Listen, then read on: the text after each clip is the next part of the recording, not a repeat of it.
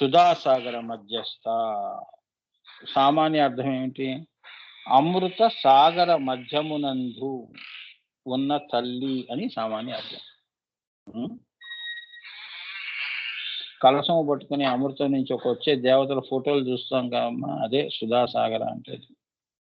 అది దృష్టిలో పెట్టుకుని సామాన్య అర్థం అమృత సాగర మధ్యమునందు ఉన్నది కాబట్టి ఆ తల్లి సుధాసాగర మధ్యస్థ అని అన్నారు. కానీ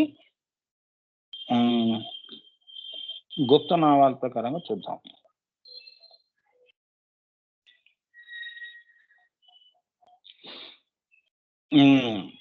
సుధాసాగర మధ్యస్థాలు, ఇది 61వ నామం సుధాసాగర మధ్యస్థ. అందులో 1వది గుప్తనామంలో సుసారా. సు తీసుకున్నారు, సాది సుధాసాగరలో సా తీసుకున్నారు, సాగరలో రా తీసుకున్నారు. అప్పుడు సుసారా అనే 3 అక్షరాల్లో అసలు ఏమిటి ఆమె? సు సారా అంటే ఏమిటి? అన్నిటి యొక్క సారమైన ఏదైతే ఉంటుందో ఓజో లక్షణము, ఓజస్సు, బ్రాజస్సు, తేజస్సు అని అంటాం కదా. ఓజస్సు బిందువు, బ్రాజస్సు సూర్యుడు, ఆ సూర్యుడి యొక్క తేజస్సే మనం. అర్థమైందా? సృష్టి అని. ఆమె ఓజస్సు, అన్నిటికీ సారము. నువ్వు పుట్టావనుకో, నువ్వు పోయే వరకు దాని సారము అమ్మవారికే తెలియాలి, కానీ ఎవరికి తెలియదు. అర్థమైందా? మన పుట్టుకకు కూడా మన సారం ఏంటో తెలియదు. ఎందుకు పుట్టాము, ఎక్కడికి వెళ్ళిపోతున్నాము అనేది ఆమె ఓజస్సులో ఆమెకే తెలుసు. అందుకే ఆమె ఈ సర్వ సృష్టిలో కూడా ఈ అమ్మవారు అన్నిటి యొక్క సారము, మనుషులదే కాదు సృష్టి యొక్క సారము.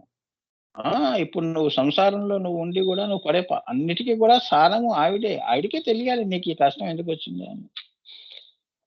అది ఎలా తొలగించాలో కూడా అమ్మ దయ్యే. ఆమె ఓజో లక్షణం కలది. ఓజో లక్షణం ఏదో అది ఆమెయే. అందుకే ముందు బ్రాజస్సు అంటే ఏంటి? సూర్యుడిని ఆదిత్యుని దండం పెట్టి ఓజస్సు బిందువుకి దండం పెడుతున్నామని. అది పదవ ధాతువు అని అంటారు. మన ధాతు నిర్మాణం కదా శరీరము. 10వ ధాతు నిర్మాణము ఏదో ధాతువులు ఉన్నాయి కదమ్మా. రక్త, మాంస, మధ్య, మేధ ఇవన్నీ ఉంటాయి కదమ్మా. అందులో 10వది అమ్మవారు ధాతువు యొక్క అది 10వ ధాతువు అని అంటారు. కాబట్టి సుసార అంటే 9 ధాతువులతో నిర్మితమైన శరీరమునందు ఓజస్సు, బ్రాజస్సు, తేజస్సు అనే 3 యొక్క సుసార లక్షణమే ఆ తల్లి. నీ జీవిత సారము, నువ్వు చేసుకున్న పూజా సారము, పుణ్యము, ఈ 2 యొక్క 3వది ఆ తల్లి. ఆ లక్షణమే 3 యొక్క సుసార పరమార్థం అన్నమాట. ఆ ఎసెన్స్ అనేది ఆవిడికే తెలుసు. అందుకే ఆమె ఓజస్సు, బ్రాజస్సు, తేజస్సు అని వాటిని ఈ 3 కలయికయే సుసార. అమ్మా, అది ఎవరి యందు ఎక్కువగా ఉంటే వారి ముఖము కాంతిగాను. ఈ 3 తెలుసుకున్న వాళ్ళు ఎవరైతే ఉంటారు, ఏముందండి పుట్టాము అమ్మవారి దయతో అంటామే, అంటే ఓజస్సుతో పుట్టామండి. పుట్టి అమ్మవారిని నేను సూర్యుడిలో చూసుకుంటున్నానండి బ్రాజస్సు రూపంలో. ఆ ఓజస్సే బ్రాజస్సు అయింది కదా. నేను ఉన్నాను అని నీకు పంచభూతాలు సాక్షిగా ఉన్నాయి. నా పుట్టుకకి సాక్షులు వాళ్లే. అందుకే ఆ ఆదిత్యుడిని నమస్కారం చేస్తున్నాను. ఆ బ్రాజస్సు నుంచి నా తేజస్సు వచ్చింది. ఈ రహస్యం శ్రీ విద్యా రహస్యం అమ్మ దయతో ఓజస్సు నుంచి నాకు బిందువు యొక్క శ్రీ విద్య యొక్క సారము ఆవిడ. అది నాకు ఇంత వాసనామయంగా గురుకృపతో నేను తెలుసుకున్నాను. నా తేజస్సుని బ్రాజస్సు చేసుకుని, అంటే ఓం భూ ఓం భువ ఓం సువ అంటే ఆదిత్య మండలానికి వెళ్ళి అక్కడి నుంచి ఓజస్సులో బ్రహ్మకచ్చము నుంచి రాజరాజేశ్వరి స్థితి ఏదైతే ఉందో ఆ ఓజస్సులో లయం కావటమే అనే విషయం జ్ఞానపూర్వకంగా, యోగాపూర్వకంగా, ధ్యానపూర్వకంగా తెలుసుకోవటమే. ఎవరైతే తెలుసుకుంటారో, ఎవరైతే సాధన చేస్తారో వారి ముఖము కాంతిగాను, వారి పలుకు భూత భవిష్యత్ వర్తమానాలు కూడా వాళ్ళకి అన్ని గోచారం అవుతూ ఉంటాయి. తెలుపునట్టిగాను, ఉంటుందని పెద్దలు చెప్పారు. భూత భవిష్యత్ వర్తమానములు తెలుపునట్టుగాను ఉంటుందని పెద్దలు చెప్పారు. భూత భవిష్యత్ వర్తమానాల యొక్క కలయికే ఈ ఓజస్సు. ఆ మూడో కన్ను దగ్గరికి వెళ్ళిన వాడికి ఈ జ్యోతిష్యాలు, న్యూమరాలజీలు ఇవన్నీ అవసరం లేదు. అటువంటి వాళ్ళే ఋషులు, మునులు. వాళ్ళందరూ చూడండి, నీకేదైనా కష్టం వస్తే నాకెందుకు కలిగింది స్వామి? పలానా వాడు నన్ను శపించాడు. ఆ! మరి దాని శాప విమోచనం గాని, నీకెందుకొచ్చిందో దానికి మరి పూర్వం రాజులు గూడా మరి మునులు మరి రాముడు గూడా దశరథుడు గూడా పెద్ద పిల్లవాడికి రాముడికి ఏం పేరు పెట్టాలో గురువునే మరి ఆయన ఋషి. అవునా? అవునా? రాజర్షులు వాళ్ళంతా రాజర్షులు గదమ్మా! వాళ్ళకి త్రికాల జ్ఞాని. రామ అని పేరు పెట్టు అన్నాడు. ఎందుకన్నాడో గురువు.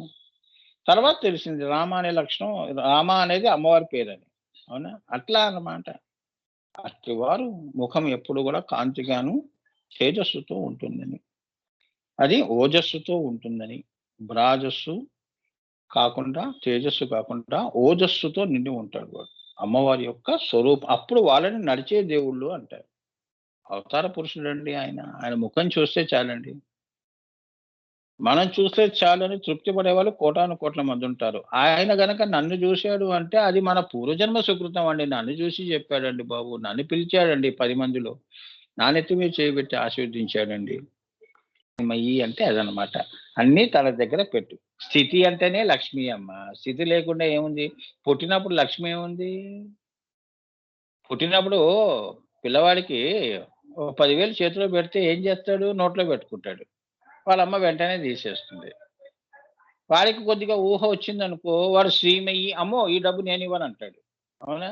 శ్రీమయి అంటే అలానే ఉంటుంది. తెలియనప్పుడు విలువ తెలీదు. తెలిసినప్పుడు విలువ. తెలియనప్పుడు ఏం తెలుస్తుంది? మనిషి బతికుండగా ఏం తెలుస్తుంది? పోయిన తర్వాత ఏడుపులు, పెడబొబ్బలు. అవునా? శ్రీమయి అంటే అదనమాట. శ్రీ విద్య కూడా అయ్యో! పోతూ పోతూ చివరిగా నేను ఇంతే తెలుసుకున్నానేమిటి అని అమృతం అంతా కింద వదిలేసి నేను అనవసరంగా ఏ లోకానికి వెళ్ళిపోతున్నాను అని అదే ఆత్మశాంతి లేకపోవటం. అందుకే బతికుండగా శ్రీమయిగా మా గురువులు చేశారు మమ్మల్ని అని ఆ గురువుకి వందనం చేసుకోవాలి మీరు. గురువు నేను బతికుండగా, శ్వాస ఉండగా ఆ శ్రీమయి శ్రీ విద్యలో, శ్రీ మార్గంలో, జ్యోతి మార్గంలో నన్ను నడిపించాడు ఆయన.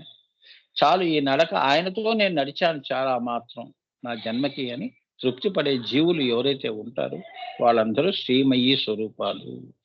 శ్రీ ఎక్కడుంటే వారక్కడే ఉంటారు. ఇదే గురువు యొక్క గురు పరంపర యొక్క ఆశీస్సులు. శ్రీమాత్రే నమః, శ్రీమాత్రే నమః, శ్రీమాత్రే నమః. గురు కృపా హి కేవలం మాతృ కృప.